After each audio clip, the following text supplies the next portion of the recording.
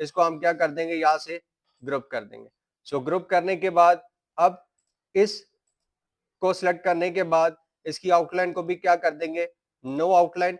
Control के button के साथ दोनों को सिलेक्ट किया और सिलेक्ट करने के बाद शेप फॉर्मेट पर आने के बाद हम इसको भी क्या कर देंगे, ग्रुप कर देंगे। तो ये कंप्लीट एक हेड बन गया। और इस हेड को हम दोबारा से नहीं बनाएंगे, बल्कि इसी को हम कंट्रोल डी से क्या करेंगे, डुप्लीकेट करेंगे, ताकि यहां पर ही हम इसको लेकर आए।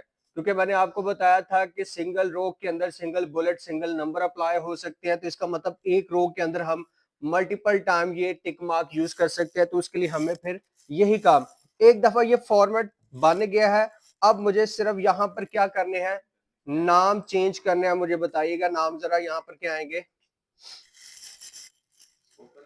स्पोकन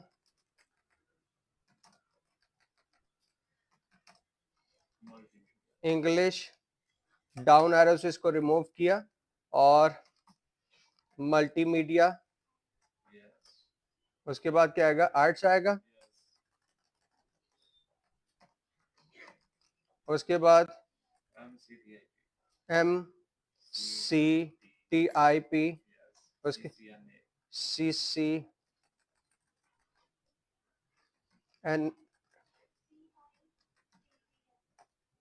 चलो कोई नहीं, सिर्फ डेमो ही दे रहा हूँ। उसके बाद है अच्छा ADB, इसका हम कह सकते हैं एडवांस।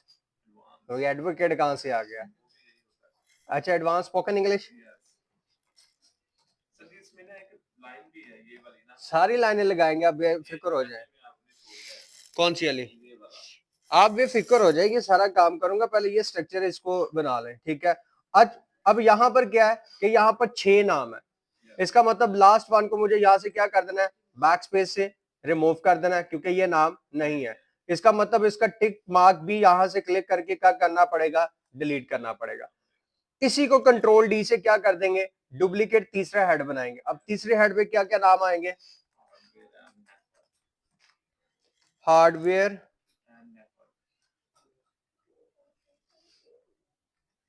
एंड नेटवर्क प्लस भी आएगा,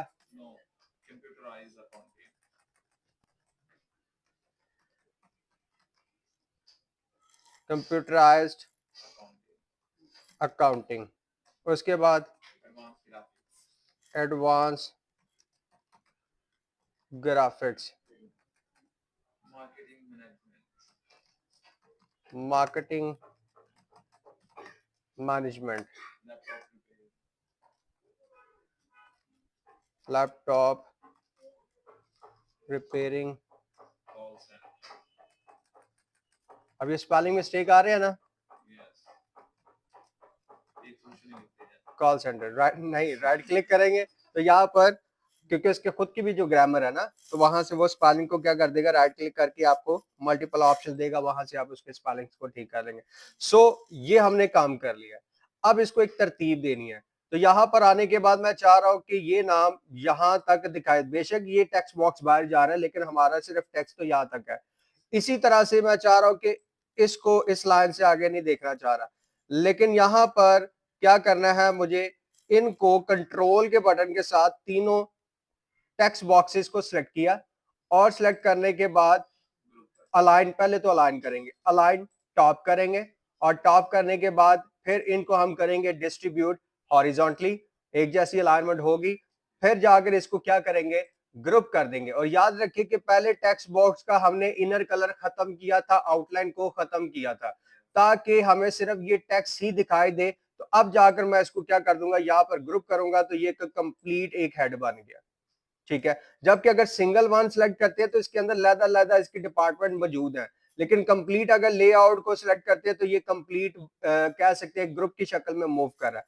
सो यहाँ पर इस चीज को देखते हुए अब मुझे एक और शेप ड्रा करनी है, और जो कि आप कह रहे थे, तो सिंपल शेप पर आने के बाद इस शेप पर क्लिक किया और इस शेप के मुताबिक मैंने एक और शेप ड्रा कर दी। और ड्रा करने के बाद शेप फॉर्मेट पर आने के बाद इसको कलर जो हम कर देंगे, ऑरेंज कलर कर देंगे, और आउटलाइन भी मैं वक्ती तौर पर ऑरेंज कलर कर देता हूं। और राइट एरो से इसको यहाँ पर ले आए। ओके, कंट्रोल के बटन के साथ इस हेड को भी इसके साथ सिलेक्ट किया,